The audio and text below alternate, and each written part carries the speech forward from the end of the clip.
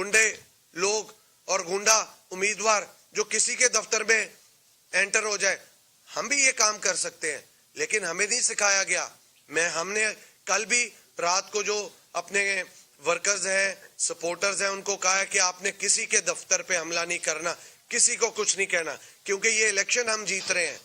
हम कोई ऐसा इकदाम नहीं करना चाहते जिससे यहाँ पे कोई नक्श अमन का खतरा हो, लेकिन कानून नाफिज करने वाले लोगों को, पुलिस को, यहाँ पे निगरान हुकूमत को और इलेक्शन कमीशन ऑफ पाकिस्तान को जो हमने लेटर लिखा है, जो FIR की दरखास्त दी है, उसके ऊपर एक्शन लेना चाहिए।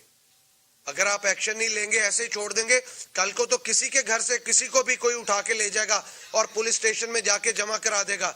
क्या जंगल का कानून है भाई? हो क्या रहा है यहाँ पे पाकिस्तान में कि यहाँ पे अगर कोई बंदा बदमाशी करेगा, इसका मतलब ये नहीं है कि हम किसी को कुछ कह नहीं सकते। हम कहना नहीं चाहते क्योंकि ये इलेक्शन हम जीत रहे हैं। हम यहाँ पे कोई ऐसा इकदाम नहीं करना चाहते।